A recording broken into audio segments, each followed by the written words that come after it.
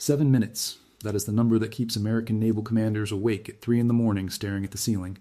7 minutes is roughly the flight time of a hypersonic ballistic missile fired from Iranian territory to a carrier operating in the Persian Gulf. 7 minutes from launch to impact. 7 minutes for a crew of 5,000 people to detect, confirm, respond, intercept, and survive. And here is the part that the Pentagon has spent over $120 billion trying to make sure you never fully understand. There is a gap. A real, documented, deeply concerning gap in the defensive architecture surrounding American aircraft carriers. A gap that Iranian military planners have identified, studied, and built an entire strike doctrine around. Today, we are going to walk through a scenario that has been war-gamed in classified settings at the highest levels of American military planning. What happens in those 7 minutes when Iran simultaneously targets not one, not two, but 3 American aircraft carriers? And we are going to talk about the gap, the one that $120 billion was supposed to close, and whether it actually did. Before we go any further, drop a comment right now and tell us where in the world you are watching this from. Whether you are in the United States, the United Kingdom, Australia, Canada, Germany, India, Pakistan, or anywhere else on this planet, let us know your country below. Our viewers span the entire globe, and every single video we are genuinely amazed by the reach of this conversation. Go ahead, drop your location in the comments right now. I read every single one. Now let's start with the foundation, because to understand the gap, you first need to understand what American carrier defense is supposed to look like, what $120 billion in naval defense spending is theoretically buying. The United States Navy operates what it calls a layered defense architecture around its aircraft carriers. Think of it as concentric rings of protection, each ring designed to stop threats at a different range and altitude, so that any missile or aircraft trying to reach the carrier has to penetrate multiple independent defensive systems before it gets anywhere near the ship. The outermost ring is provided by the carrier's air wing, the fighter jets, specifically the FA-18 Super Hornets, and increasingly the F-35C stealth fighters that can intercept threats at long range before they even get close enough to be engaged by shipboard systems. Beyond that, carrier strike groups increasingly operate alongside or within range of land-based air defense systems and allied naval assets that extend the defensive perimeter further. The next ring is the Aegis combat system, the integrated radar and weapons platform carried by the cruisers and destroyers that accompany every carrier. Aegis is genuinely remarkable technology. It can track hundreds of targets simultaneously across enormous distances, classify them, prioritize them, and direct interceptor missiles against them with a speed and coordination that no human operator could match. The SM-3 interceptor, the primary ballistic missile defense weapon in the Aegis arsenal, can engage ballistic missiles while they are still in space, in the upper layers of the atmosphere or above it, before they have begun their final descent toward the target. This is called exo-atmospheric interception, and it represents the best opportunity to destroy an incoming ballistic missile, because the missile is still on a predictable trajectory and has not yet begun any terminal maneuvering. Closer in, the SM-6 interceptor provides additional coverage against threats that have gotten through the outer layers. And at the very last line of defense, the Phalanx close-in weapon system, a radar-guided Gatling gun that fires approximately 4,500 rounds per minute, is designed to physically shred incoming missiles that have penetrated every other layer of defense. On paper, this is a formidable system. Multiple opportunities to engage each incoming threat. Redundant systems that can compensate if one layer fails. Highly trained crews who run these scenarios constantly. So where's the gap? The gap is not in any single system. The gap is in the mathematics of scale combined with the physics of hypersonic speed combined with the geometry of simultaneous multi-axis attack. Let's break that down, because each of those 3 elements is individually serious, and together they create a defensive challenge that $120 billion has not fully solved. Start with the mathematics of scale. Each Aegis-equipped destroyer carries a vertical launch system with a finite number of cells, typically around 96 cells. Those cells don't all carry ballistic missile interceptors. They carry a mix of weapons, anti-submarine rockets, cruise missiles for land attack, interceptors for various threat types. The actual number of SM-3 ballistic missile defense interceptors on any given destroyer at any given time is classified, but defense analysts who study publicly available information estimated it somewhere between 8 and 24 per ship, depending on the specific loadout for the mission. A carrier strike group typically has 1 cruiser and 2 to 3 destroyers providing the primary Aegis coverage, so across the entire strike group, you might have somewhere between 30 and 80 ballistic missile interceptors available. That is the magazine. That is everything you have. Once those interceptors are expended, the Aegis ships have nothing left to shoot at incoming ballistic missiles except close-range systems that are far less effective against high-speed ballistic threats. Now imagine Iran fires not 30 or 40 missiles, but hundreds, targeting 3 carriers simultaneously across a wide geographic area. The mathematics stop working in America's favor very quickly. Now, add the physics of hypersonic speed. The SM-3 interceptor works best against ballistic missiles on their ascending or mid-course trajectory, when the missile is going up, moving somewhat predictably, and can be engaged at high altitude before it builds up its maximum terminal velocity. But Iran's newer missiles, particularly the Fatah, which Iran claims is a genuine hypersonic glide vehicle, do not follow a simple ballistic arc. They maneuver, they change direction.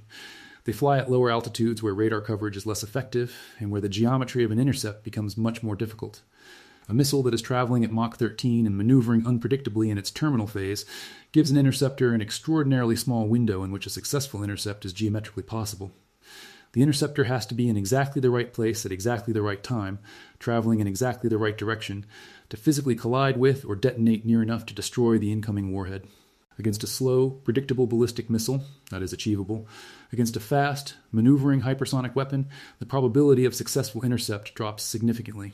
This is not speculation, it is basic physics, and it is why every major military power in the world is investing heavily in hypersonic weapons development. They change the defensive equation fundamentally. Now, add the geometry of simultaneous multi-axis attack. This is perhaps the most underappreciated element of the gap, and it is the one that Iranian military doctrine has most deliberately exploited. The Aegis radar system is extraordinarily capable, but it has a fundamental physical limitation. It can only engage targets within its radar's field of view and within the engagement envelope of its interceptors. If threats are coming simultaneously from multiple different directions, from the north, from the northeast, from the east, at different altitudes, on different trajectories, the geometry of interception becomes enormously more complex. Each interceptor launched at a threat coming from one direction is a resource that cannot be simultaneously used against a threat coming from another direction. The command and control system has to make rapid triage decisions. Which threats do we engage first? Which do we let get closer before we engage? Which do we accept is likely to penetrate because we don't have enough interceptors to address every incoming track? In a scenario where 3 carrier strike groups in different geographic positions are being targeted simultaneously by hundreds of missiles coming from multiple Iranian launch sites, some on Iranian soil, some potentially from Iranian-backed forces in Yemen or Iraq or Syria, the geometry of the problem exceeds what the current defensive architecture was designed to handle. That is the gap. Not a failure of any individual system, a failure of capacity, speed, and geometry when all 3 stress factors are applied simultaneously at maximum intensity. Now let's walk through the 7-minute scenario specifically, because the timeline is where the gap becomes viscerally real. At T-0, Iranian launch vehicles, dispersed across multiple locations to complicate any preemptive strike, fire their first salvo. American satellites in geosynchronous orbit detect the infrared signature of missile launches within seconds. This is the job of the space-based infrared system, America's primary missile launch detection constellation. The data is transmitted to ground stations and then to naval commanders. This process takes somewhere between 30 seconds and 2 minutes, depending on the quality of the satellite coverage and the speed of data processing and communication. So by the time American naval commanders have confirmed that they are looking at a genuine large-scale ballistic missile launch and not a sensor glitch or a test, somewhere between 1 and 2 minutes of that 7-minute window have already elapsed. Now the Aegis systems on the strike group's escorts are receiving track data and beginning to engage. The SM-3 interceptors have a limited engagement window. They need to be launched within a specific time frame to reach the intercept point before the incoming missiles have descended too far into the atmosphere for exo-atmospheric intercept to be possible. That window may be as short as 60 to 90 seconds for some of the incoming tracks, depending on the trajectory. So the Aegis crews are now making rapid engagement decisions, selecting which targets to shoot at first, calculating how many interceptors to assign to each track, trying to ensure that the mathematically limited supply of interceptors is allocated as efficiently as possible against a mathematically overwhelming number of incoming threats. By T+4 minutes, the first wave of intercepts is happening in space. Some SM-3s finding their targets, others missing, and the missiles they fail to stop continuing their descent toward the carriers. The carriers themselves are now maneuvering, turning, accelerating, trying to make themselves harder to hit, launching decoys and electronic countermeasures designed to confuse the guidance systems of incoming warheads. By T+6 minutes, the threats that have survived intercept are in their terminal phase, descending at hypersonic speeds, maneuvering if they are the newer guided variants, seconds away from impact. The phalanx systems are firing, the SM-6 interceptors are making their last-ditch engagements. And then, at T+7 minutes, the ones that got through arrive. And in that moment, 5,000 people on each carrier learn whether the gap is real or theoretical. Now let's talk about why 3 carriers simultaneously is such a specifically significant strategic choice in this scenario, because it is not an arbitrary number. The United States Navy operates 11 nuclear-powered aircraft carriers. At any given time, a portion of those are in maintenance or workup cycles and not available for immediate deployment. Having 3 carriers simultaneously in a theater like the Persian Gulf or the Arabian Sea represents a significant concentration of American air power, the kind of concentration that would only occur in a period of heightened tension where the United States wanted to send a powerful deterrent message. It is also, from Iran's perspective, the ideal targeting scenario, because sinking or seriously disabling 3 American carriers simultaneously would not just be a tactical military victory, it would be a strategic and psychological shock of almost incomprehensible magnitude. The United States has not lost an aircraft carrier in combat since World War II. The loss of 3 simultaneously in a single engagement in a single 7-minute window would be the most catastrophic single naval defeat in American history. It would kill potentially thousands of American sailors. It would eliminate a massive percentage of American forward-deployed air power in the region. It would send a shock through American society, American politics, and American foreign policy that would fundamentally reshape the country's approach to military engagement for a generation. Iranian military planners understand this. They understand that the strategic value of such a strike, if it could be executed, goes far beyond the military hardware destroyed. It breaks the psychological foundation of American deterrence in the region. It says to every American ally and every American adversary watching, the carrier is not invincible. The umbrella of American military protection has holes in it, and that message, once sent and received, cannot be unsent. Now, the $120 billion. Where has that money gone, and has it closed the gap? The United States has invested enormous sums in upgrading the Aegis system. The Aegis Baseline 9 and subsequent upgrades have significantly increased the system's ability to track and engage ballistic missiles simultaneously, improved discrimination between real warheads and decoys, and extended the engagement envelope. The SM-3 Block IA interceptor, developed jointly with Japan, is a significant capability improvement over earlier variants, with a larger kill vehicle and greater range and altitude coverage. The Navy has also been investing in the SM-6 Dual 1 variant, which gives the close and engagement layer more capability against maneuvering hypersonic threats.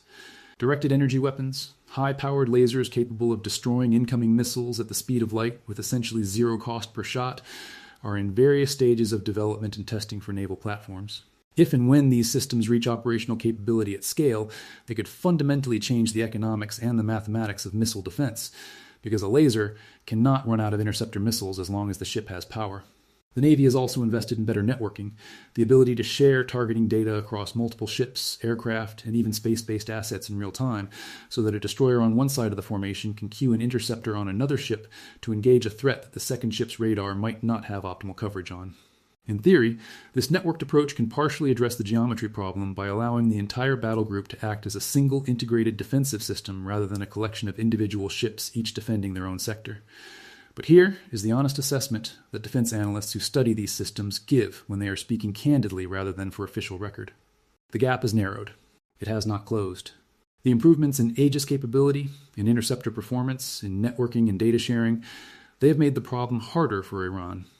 They have raised the number of missiles Iran would need to fire to have a reasonable probability of penetrating the defenses. They have improved the probability of intercept against each individual incoming missile. But they have not solved the fundamental mathematics of saturation against a finite interceptor inventory. They have not solved the physics challenge of intercepting genuinely hypersonic maneuvering warheads in their terminal phase. And they have not changed the fundamental geometry of the simultaneous multi-axis attack problem.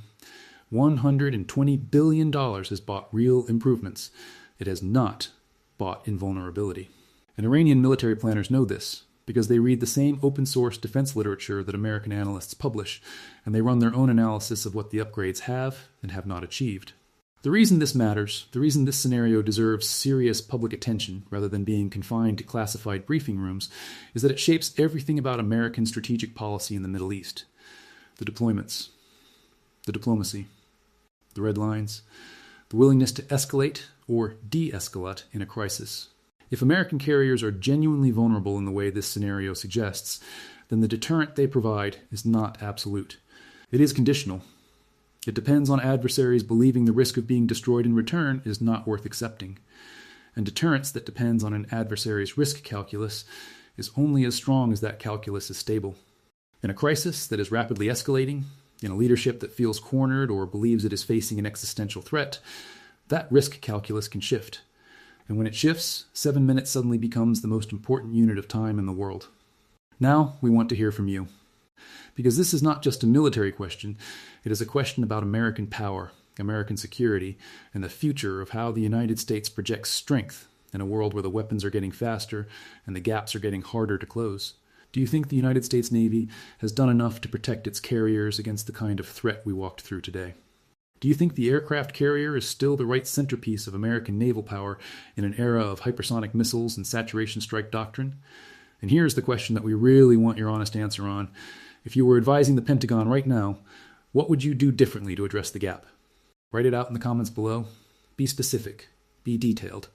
This community produces some of the most genuinely thoughtful responses on the platform, and we read every single one. And if this video gave you a clearer, deeper, more honest picture of the real vulnerabilities at the heart of American naval power, share it. Right now, send it to someone who thinks American military dominance is absolute and untouchable,